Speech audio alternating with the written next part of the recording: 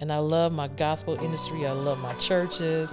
I love Bishop TJ, but Frankie Beverly is the best client I ever have worked with, to be honest with you. Because I grew up in the Holiness of Hell church. Okay. And Church of God of Christ, you cannot join in, you got to be born in. Right. And you don't listen to secular music. Right.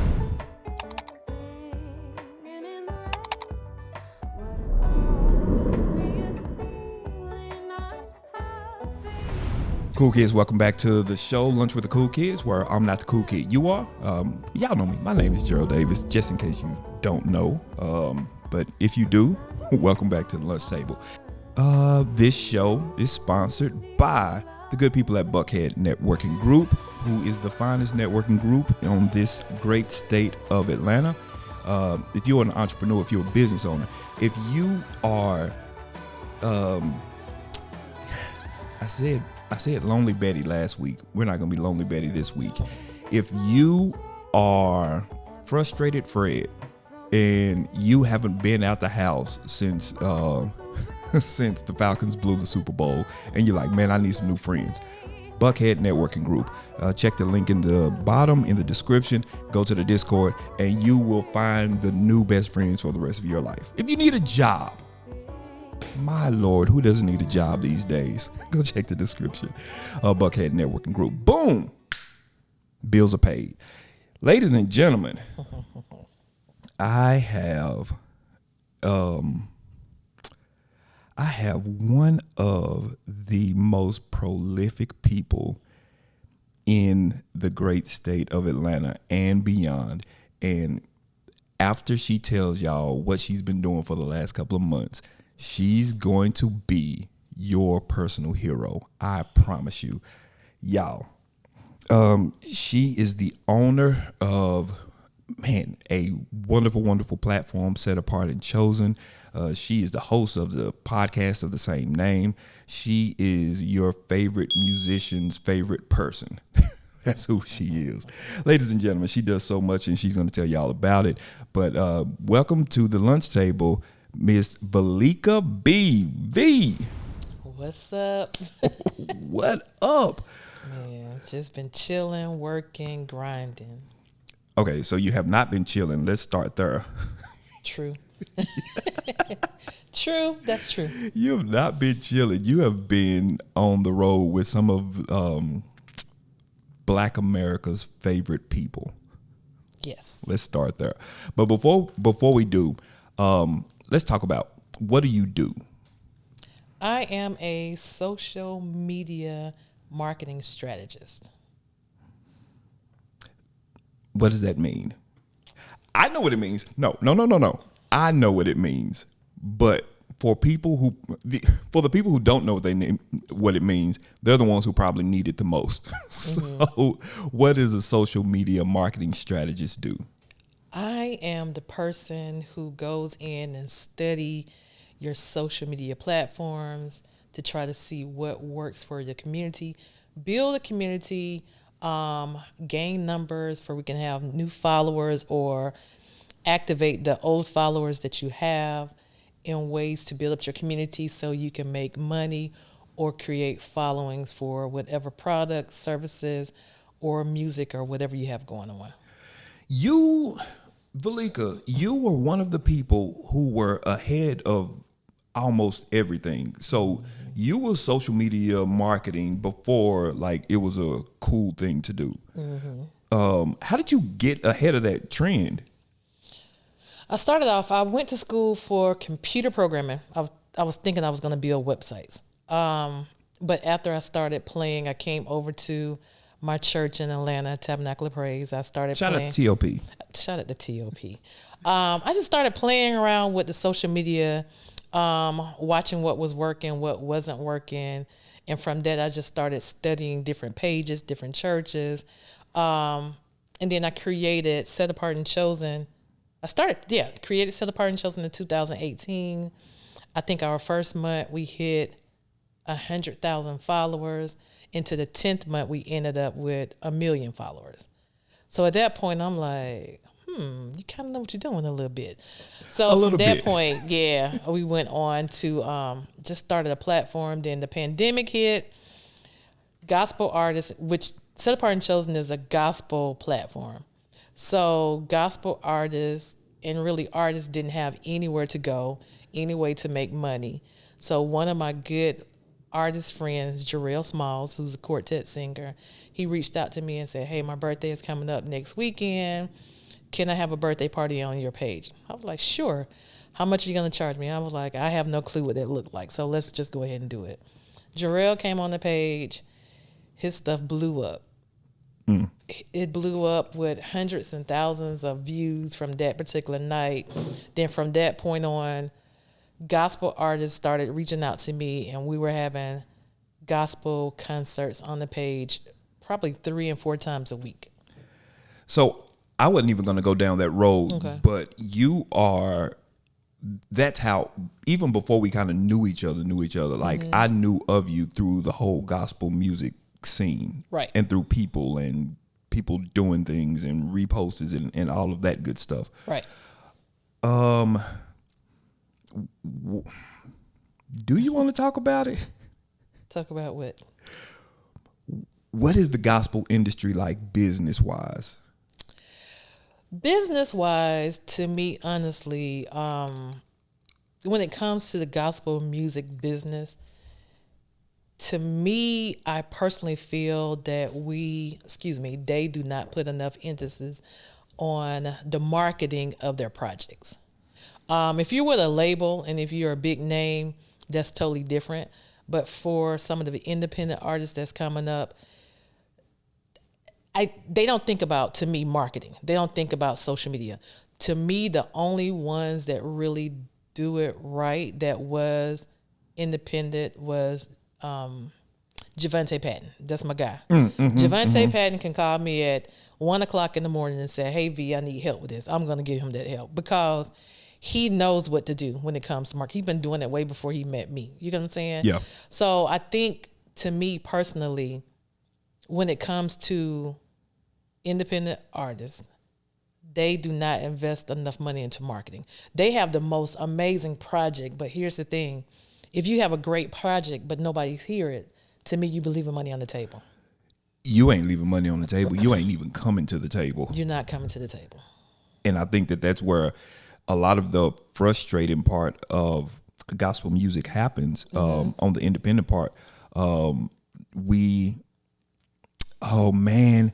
Don't make me go down this road.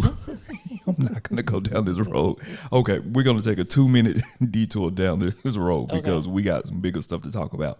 But I think what happens a lot with indie music is that, and even not I think, this is what happens. We put so much into the project. Like we'll put all our budget into the band and then get these BGVs, and then we got to have a great studio because we got to post to BTS because they got to look great because we need all those vanity metrics to make us feel validated. So we'll do all of that stuff, make these fast and pray and go in our prayer corners and do all of that stuff, and we come out with these amazing projects. Project is done. We have no budget for marketing, and we think that we'll put it out a week before. And we'll make these countdown posts, 5 days to, and then here's, and like, here's the cover of it. And like, we think that people care. Right. And then the project comes out on Friday. We'll make all these fake posts. Oh my God, I'm getting so blown away with all the responses and the love. Thank you, God, so much. And then the weekend goes, Saturday, Sunday comes. It's crickets. And then Monday we'll put out the, I just realized that, I can only count on me because nobody supports me and do that whole thing.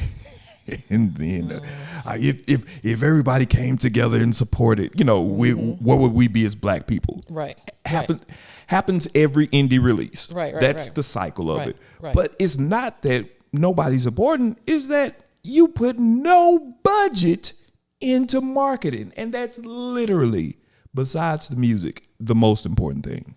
Let me tell you what a lot of artists, I'm not going to really say a lot. They'll go over to Fiverr and they'll get with these companies from India and buy numbers, buy followers. And I'm looking like, Because you can go down their page and you see all black artists who have all these people from India and China following them. You already know they're bought. Mm-hmm. So I'll be sitting back laughing because after you stop paying for that, they're gonna drop off. Like I had one artist, I worked with this artist. They had over 100,000 followers. Then all of a sudden, they dropped down to 70,000. They was bought. It was bought. So, why do you think that they're being bought? A lot of times back then, I'm not for sure about now, but back then, for a label to pick you up because they're looking at your following, a label pretty much didn't want to deal with you if you didn't have any following or your music wasn't just dope like that. So, yeah, I feel like it's for charting. You hit number one on the charts, but you're like, who? Number one? Never heard of them before. But it's charting and also labels start dropping down. Oh man, V, we're not gonna have this conversation. But if we were gonna have this conversation, man, what was it about 2014, maybe 2014 through 2016? I think that was I call it the big fake number one era. So you'll have all of these independent artists, they'll put out their project, because really back then I think they were still counting it by like physical copies, and like streaming didn't mean as much back then. Right. So they'll have, and then they had all these janky systems to actually count the numbers. Like it was very strange. So independent artists, they'll go out and like they'll hoard sales, and then like they'll turn them all in, and like it only took like 900, 1,100 copies back then to go number one. No, seriously. Yeah. Yeah. And then they'll do that. They'll be like, okay, I'm a number one selling artist, and then you never hear from them again. Because here's the thing. I was telling somebody last week, because I try to mentor a lot of younger people too, because I want to see everybody win. It's enough room out here for everybody to win in my book. But what I've been seeing with younger people is they want a microwavable success.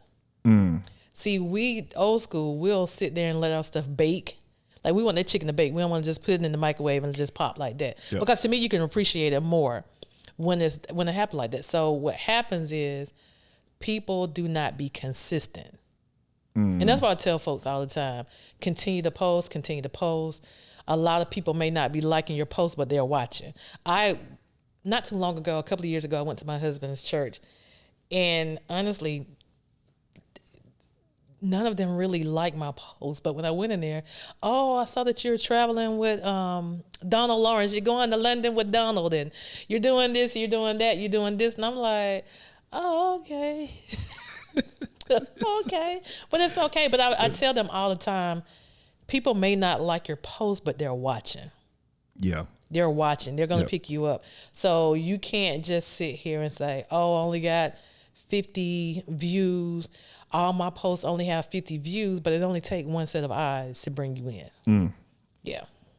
Man, I think we can probably end right there. Right. Because, man, even if they not liking, they still looking. They still looking. And I think that's one thing that I like, even in my business, like the way that I make financial money, like I had to realize that, like, man, well, number one, there's a way to generate leads and like legitimate people that you want to see, your target audience, long story short. There's a way to do that. But even if you're not at that point yet, like man, when I was just posting my stuff and people will come like, hey, I see you doing mobile podcasts, man. Let me say it. But like the thing that they saw only had like maybe 23 views at the time. So even if they not liking, they still looking. And if y'all were like me at some point and you were dominated by vanity metrics, like, oh my God, I can't let this be up because people are going to think that I'm not really rocking and rolling like that. And you start deleting stuff, you're deleting potential leads. because you think that it didn't have the vanity metrics that you think Right. that you should have. Right. Let's fast forward. Let's fast forward because one day, Valika, you're rocking and rolling. You're doing your thing. You're across the seas doing this, literally across the world. Okay, Valika's doing something right at some point. And then I see you, and you're with America's uncle, Frankie Beverly. My favorite uncle. I love myself some Frankie Beverly. Oh man, so I have a great Frankie Beverly story that I'll tell you later. But how did that happen? I was working with Donald Lawrence.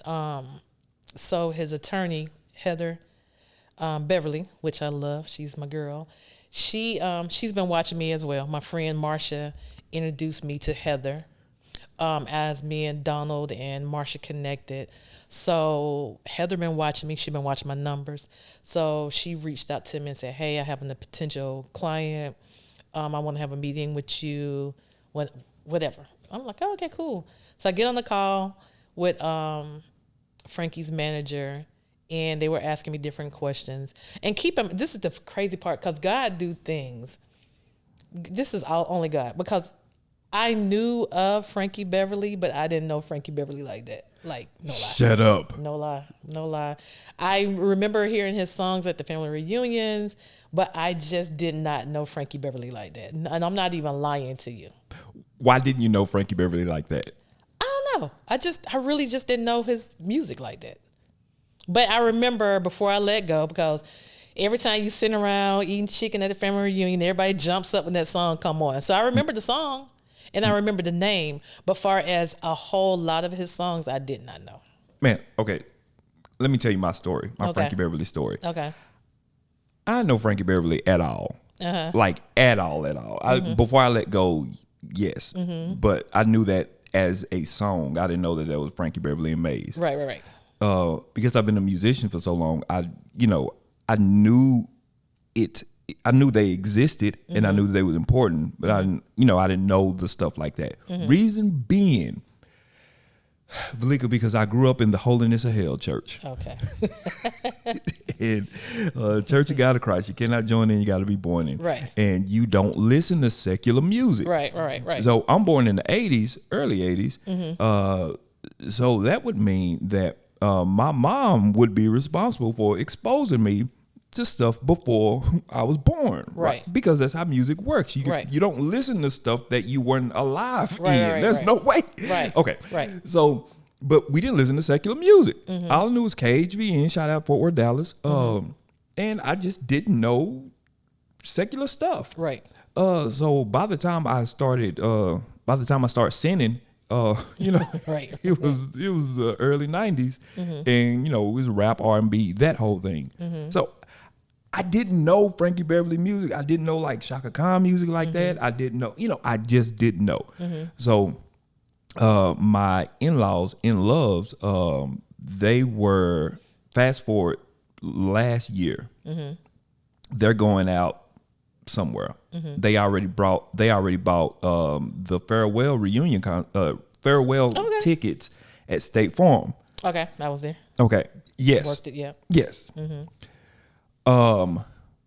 So they gave us the tickets. My wife, God bless her, she knows all that stuff. I didn't want to embarrass her. So I did a deep dive, got all these Frankie Beverly songs, like played the greatest hits over and over and over, just so I can be aware of what was going on. Right. And I listened to the music, I go, oh, this is why they like them. Music is amazing. Amazing. This is amazing. So that's my Frankie Beverly story. So like it's different, but like, man, it's the freaking church. Right. Took all these Frankie Beverly songs away from me. I remember why now. Because I used to call myself a rapper back in the day. I was into Tupac, Biggie, all of them. I was, in my headspace, I was a rapper. I was an MC, like for real. Give us 16 right now. I'm not going to give you nothing. All right, keep going. I was into rap music, for real. Hip hop, rap. What's the music? house music. I was into all of that back in the day. Yeah, so that's probably why. Yeah, Frankie Beverly wouldn't be in that. No. Nah, he wouldn't. He wouldn't make that playlist. No. Okay, so you get the call from the attorney. Last name is Beverly. Huh? Go figure. It's his ex-daughter-in-law. So she gonna make sure that her father, because she loves daddy, she's gonna make sure he's good. Okay. Yeah. Okay. So I'm sorry I interrupted way far too long. Okay. Go ahead. No. So got the call. I needed to build up the social media piece, which a couple of the accounts we couldn't get in. So I had to create a new account on Facebook. I think the IG account at the time was like 30,000 views. So I had to build up to a concert, which was going to happen 30 days later. So once that concert was over, I had to stick around for 2 more weeks. So at that point, I'm like, okay, cool. My job is done. Wish you guys well. Then I got a call and said, hey, we're going to have this tour. We need you to be a part of the tour. And I'm like, cool. So that's how all that came across. What is it like working with those artists, an artist on that caliber? Because he is that caliber. He is that caliber. He is that caliber. Yeah. And but he's they're from such that generation that, you know, they're not really plugging into social media like that. They're not. But when you say that name, people are going to look. Okay, so you got these two dichotomies working. They don't really like their social media, but they have the presence to, if they do something, they're going to garner attention. How was it like merging those two things and like navigating and making it something? You know what? At first I was worried. I'm going to be honest with you, because I'm like, I don't know what will work, because I'm in the gospel industry. Right. I'm that church. When I first started social media, it was gospel in churches.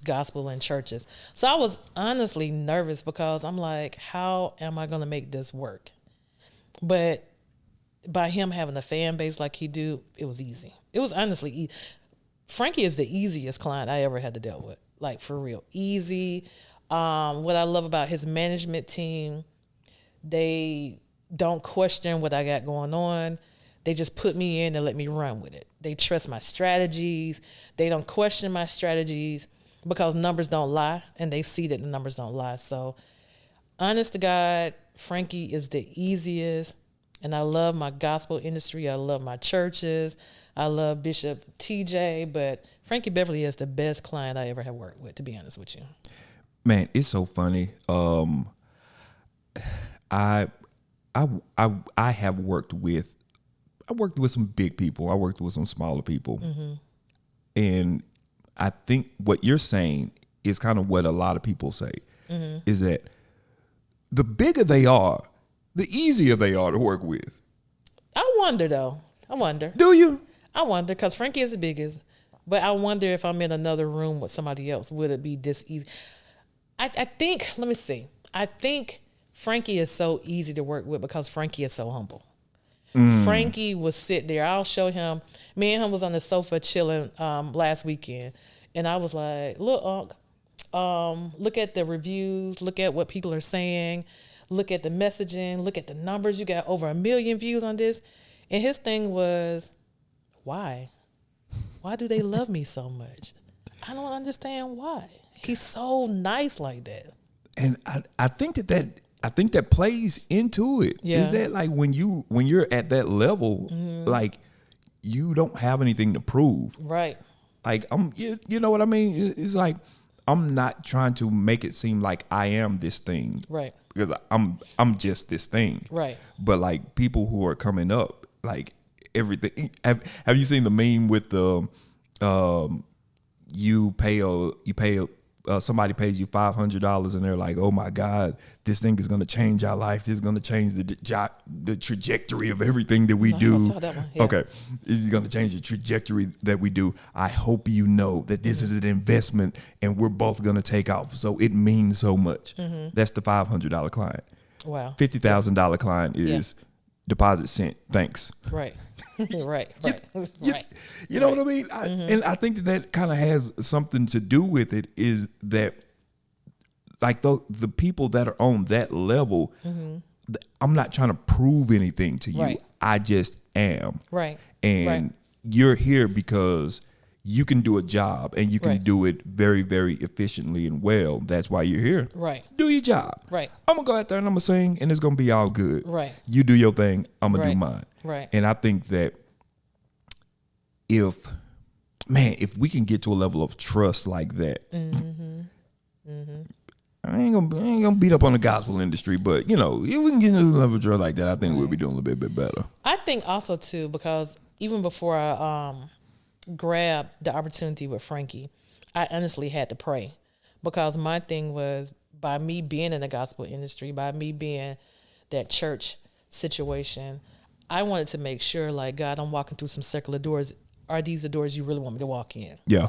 But now I can go back and look at why he allowed me to walk through the doors, because every time myself, I bring Renee out, my photographer, with me, every time we walk into the room with Frankie, we make sure he's covered in prayer. We make sure we cover him. Like, really, we're like, you'll see his physical bodyguard, but we're like that spiritual bodyguard on him.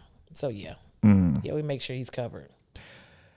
So with an artist like that, with somebody of that that demographic, that age group, that for somebody who was in that point in life, you know what I mean? They not on Instagram, they not on TikTok. And he's not either. He's not.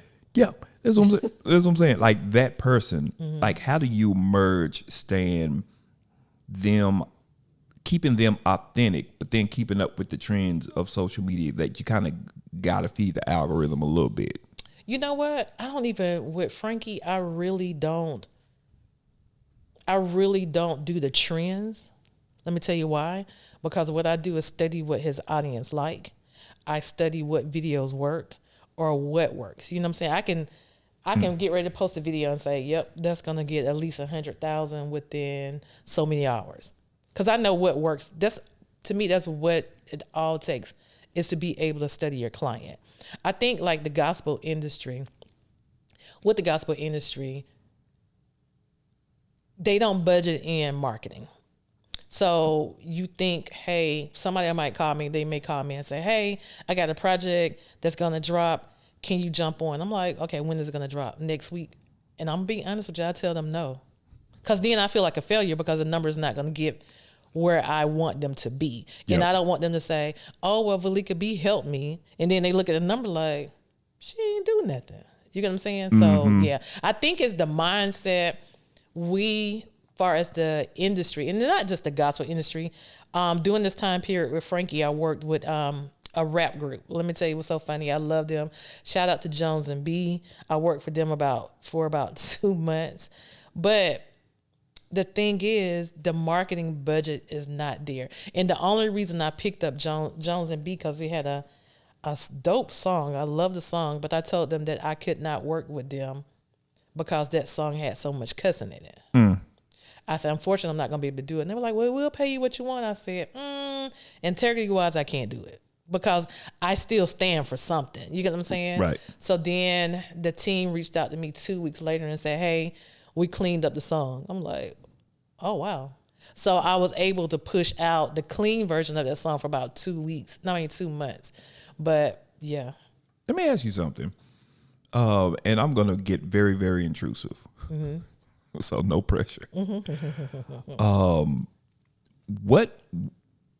What is working in marketing today? What do you mean? I mean, like, to make somebody pop. This is what I mean. Okay. I'm a person. I'm a person with I have this song, or I have this opening, or I have this book, or I have a thing. I know my thing is good. I want to get my thing out to my audience. Okay, I'm gonna tell you what working. Consistency. Think about it. Before the Walls Group, Kalante Gavins, Jacqueline Carr put out an album, we knew them from social media. Yeah. They stayed consistent. They stayed, you saw their videos. You couldn't wait till the Walls Group put out some music because they were always singing on social media. I met them last year. I interviewed them for the McDonald's thing at New Birth. And I sat there and I had a conversation and I told them, like, y'all always stay consistent. So my one thing was, are y'all monetizing now on social media? I said, are y'all making this kind of money? I'm telling you, I'll tell y'all, like, me for the past since 2019, my business as far as monetization have made over 6 figures every year. Like, so I asked the Walls, I said, so are y'all making money like that? And they was like, yeah, can we get your number? You know what I'm saying? I bet. Like, it's the consistency, knowing how to market. One time, like during the pandemic, I decided to come up with a cosmetic line, the Valika B cosmetic line. The only reason I'm not doing it today is because I'm not going to make a whole bunch of money over here and then I can't get that thing trademarked. So I need to figure out a name for it. But what I started doing, I started playing with samples. So when I was going live and I was like, y'all like my makeup, it's going to drop next week. You like this, it's going to drop next week. You like that, it's going to drop next week. So people was waiting. I was building them up for months. Yeah. Like, when is your makeup going to drop? When is that? I want that lipstick. So the first night I dropped it, it sold out. That's consistency. And people just do not be consistent. I played with a client.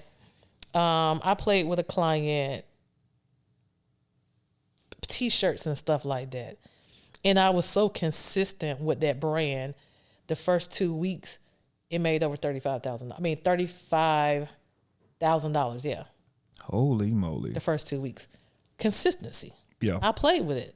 Just, you know what I'm saying? You got to be consistent, and people don't want to be consistent. They don't have the time to get in front of a camera and do these different things like you're doing now. Something that you're doing now, you can chop this thing up into months worth of content. Yeah. And just put it out there and just be consistent with it. Like that hat you got on. That hat can stay in front of the podcast broadcast. And people want to know, where you get that hat from? Oh, I got a link over here to my store. That's how consistent stuff is. Like every time I do a live on Frankie Beverly page, we built him up a store. Every time I do a live, I'm going to have on his T-shirt. I was at the concert getting ready to go to the sound check a week ago. I had a sample hat made with Frankie Beverly on it. Black, cute hat. This lady said, oh, I know who you are, and I want that hat. And she said, can I order it online? I said, this is the sample. And she said, I don't care, I want it. I had to give her my hat. I gave her my hat. So what I did, I went ahead and dropped it that night, and I told them a story about how she got my hat, and the hat did well in sales that particular night. Consistency. Just people don't understand. Even when I started doing the set apart and shows and shirts, everybody wanted the shirt, but I didn't want everybody to walk around with my name on their chest. Yep. Because of my branding. I don't know who's wearing my stuff. You know what I'm saying? Yep. So I'll be able to create something else later on, but not this. No, I didn't want to sell this.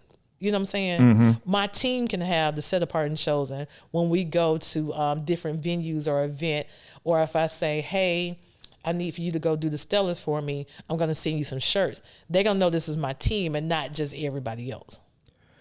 I think I heard you say something in that. One of the principles that we've been talking about a lot on this show is like knowing how to do the exercises and not look in the mirror every day. Right. Consistency. Right. That you can post and you can do your thing and you can. It's a couple of different strategy wise, but just kind of like the value. Right. Build up the goodwill. Right. Build up the trust. Right. Through consistency. Right. And then when you finally have something that you want to say, okay, I'm ready to monetize it in this type of way. Right. People are like, hey, yeah, whatever you got, come on, because we've spent so much time with you. You've built up so much trust with us that now we're ready to give you our money. Right. And I heard you say that, And I think that kind of validates to the people that like, man, okay, I may be doing this and it may not seem like it's getting traction, but man, it's compounding interest. Right. Like that thing that may not have traction this month may be the very thing that blows you up 6 months from now. Consistency. Right. And also too, like, I never forget, it was so funny. Bishop gonna kill me for saying this.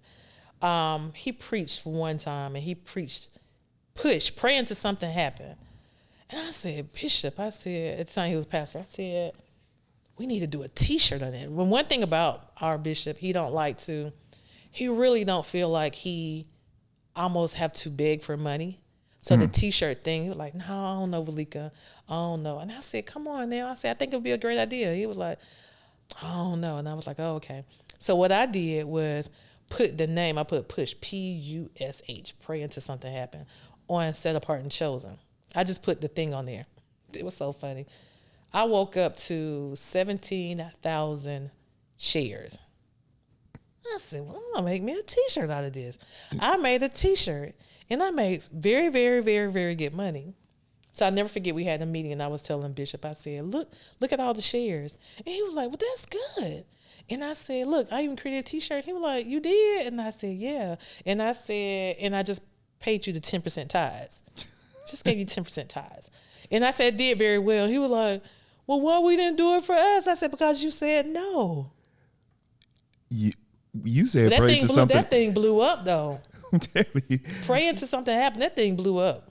Well, something happened for you. Yes, it did. Praise the Lord. It did very well. It was very good though. Yep. Okay. If somebody came up to you and they were like, okay, I'm not going to start Set Apart or Chosen, but I want to start an agency. I want to do what you're doing. But like, so far what I'm doing, it ain't working. Like, basically, mentor me, give me the game. What would you say to that person? There's a couple of different things. First of all, is it your calling to do it? You know what I'm saying? Calling goes very far, because when I first came to Set Apart and Chosen, I didn't have a clue I had a calling. And I didn't even understand it was a calling. Didn't have a clue. It was a calling. The same way God trusted me with Frankie Beverly, he trusted me with this platform. He know that I wasn't going to manipulate. He know I wasn't going to take advantage. He know I wasn't going to do these different things. And he trusts me with this community. Like, honestly, if I want to go and Set Apart and Chosen tomorrow and start a ministry, honest to God, it will do well. Because God trusts me with this ministry. Yeah. But the only reason I haven't started somewhat of a ministry, because first of all, I'm not a preacher. I'm not that. That's not my calling. And I don't think it will be my calling. But in order for me to be able to put somebody in that position, I got to be able to trust that person. And you'll start off trusting somebody, and then once they start seeing numbers and money, then they switch on you. Yeah. You know what I'm saying? Yep. So that's the reason I haven't started that. But God is staying on top of me to do something on that page far as some type of ministry goes. Do you think the platform of ministry is changing in this day of age? Absolutely. What do you see happening? Because why you think about that? Because I think of YouTube, and I think of people like Tim Ross, who their podcast is blowing up. And I mean, for the most part, he was somebody who they had their run kind of faded off a little bit, started his church, whatever the case. The long story short, God told him to do a podcast. He does a podcast, and Tim Ross is like now the man again. Whole new platform, whole new voice, whole new generation. I think that it's changing. I'm gonna tell you why. Why? Before the pandemic, Bishop is gonna get mad at me again. I made a post, and I think I saw Sir the Baptist make it. So I copied the post. And it says, the new church has no walls. And the new church And Pastor reached out to me. He said, "Hey, I saw your post. What do you mean?" And I'm like, "What do you mean by what I mean?" He was like, "You said the new church out on the walls. Are you trying to take them from the church?" And I was like, "No." I said it was just something that I saw, and I agree with it. Yeah. Then guess what happened? Months later, the pandemic hit. You couldn't go into the four walls of the church. So guess what? The new church has no walls. You see what I'm saying? Yeah. So I feel that even like when me and Minister Kaylee was doing Are You Chosen, I think it was Are You Chosen. I think we said it was Are You Chosen on Set Apart and Chosen. We used to let people come and sing. So not only were they singing, our singing turned into a ministry. People would call, they would come in and they would say, "Hey, I don't want to sing. Can you just pray for me?" Wow. And me and Kaylee would pray. And then after we prayed, like one night we prayed for this lady. She pretty much was losing everything. We prayed for her. We raised over $2,500 for her. And me and Kaylee had to come out that call that night. And we stayed in the bed that entire next day simply because the Holy Spirit had moved so hard on that particular line. And think about this. And I hate to say it, but I'm going to say it. We are so structured in the four walls.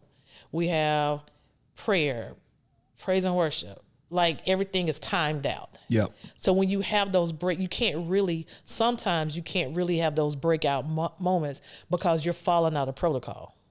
You understand what I'm saying? Yes. So on being outside of the four walls, that's not structured. Well, we're structured, but you're not structured. So if something changed from a singing night that night, changing to a prayer where everybody jumped on and prayed, what's her cash app? What's her cash app? Let's sow into her. You know what I'm saying? So to me, what's working for Tim is because Tim is hearing what people outside of the four walls and plus the four walls, he's reaching the people who said, "I don't want to go back to church. I'm done with church. I'm over church. I don't want to be a part of church." And he's able to be real and to relate on their level. So to me, when you're doing it the way God wants you to do it, same thing I said with Frankie Beverly. Who would have been in church saying, "I work for Frankie Beverly"? You get what I'm saying? So I'm reaching outside of the four walls of the church. Lunch with Cool Kids, one thing that we're really focusing on this season is, I didn't want to say black people, but I'm going to say it. This is a first time announcement. Y'all, this is for black folk. This is what it's for. I would say everybody, but I mean, it is kind of everybody, black folk. Once I really started diving into business and learning business and things of that nature, marketing, sales, all of that stuff, which is probably more important than actual talent. Getting over the hump of that six figures and beyond, it became significantly easier. What would you recommend for the person who's going to take that leap of faith? Boom, I'm going to start my own thing, whatever their own thing is. Not from the spiritual standpoint, because if God didn't say yes, it probably ain't going to work. So let's just start there. Right. But assuming that thumbs up, they start their own thing, what will be your recommendation? What will be your path to get them over the rainbow of that six figures and beyond? My favorite word, stay consistent. When you start making money, don't spend it because you're making it. Save. I'm a saver, but I'll spend, but I'm gonna save way more than I spend. The smart thing for me is a lot of things I put in the business name, all my vehicles in my business name. Reason being because it's a great tax write-off. You know what I'm saying? You just got to be business minded.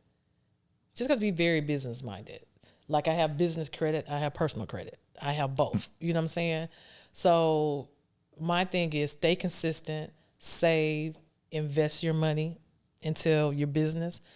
I'm not a photographer, but I knew I needed that Sony camera that I purchased, and I debated that thing for a while. But I was like, you know what? I can't keep taking my cell phone. I'm not a photographer. when I started reading all the research on the Sony, you really just, it didn't take a rocket scientist to use that camera. You know what I'm saying? So as I invested in the camera, I have made that money back 3-4 times because I invest in the business. Yeah, people don't understand. Like, if once you figure out photography, man, you can make that money back easy, no problem. Yep. Yep. Good, V. Good. Last question for you, and this is a hard one. What's next? What's on the horizon? Next for me,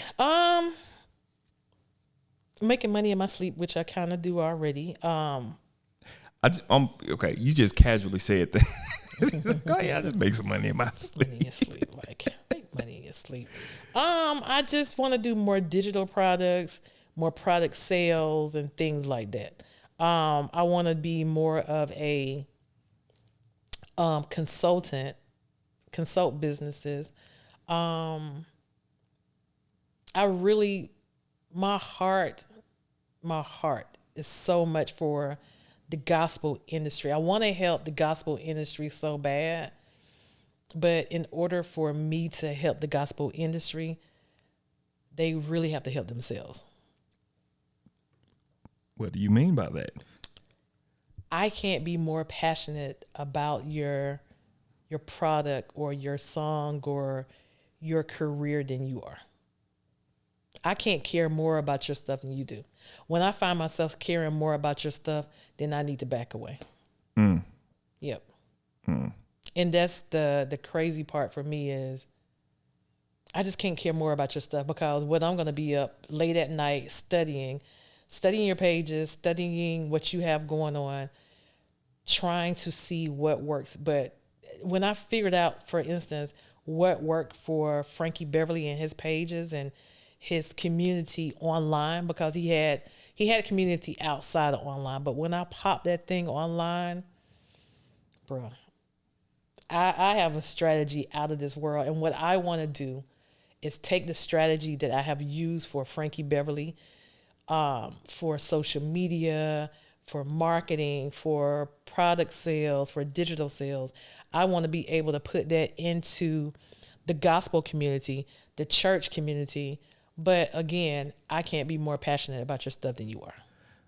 So there's going to be somebody who's watching this. They're going to be like, oh my God, Veleka B is an answered prayer. I need to reach out to her. How do they find you? You can go to setapartandchosen.com. You can reach me at admin@setapartandchosen.com or either hello@velekab.com. We have the velekaB.com as well. So any of those platforms you can find me at. Veleka, should I have you back and we just have a whole conversation about gospel music in general? Child. Should, because I think that's a whole conversation in itself. Yeah, we're gonna have to touch it one day. I honestly stepped out of the gospel community this past year to focus on Frankie because I'm traveling around the United States with him every weekend or every other weekend. But I had an entire team running. A lot of people didn't know I had an entire team running Set Apart and Chosen while I was on the road with him, which is good. It's good. But now Frankie retired. I'm still working on his platforms, but God is really pulling my coattail for the gospel community. Like I got to get back into the gospel community. Me and my son and my husband, we have reorganized the office. My total podcast room and my interview room is totally different now. So I don't have any other choice but to jump. When God pull on you, you got to stay in it. Yeah. Yep. Yeah.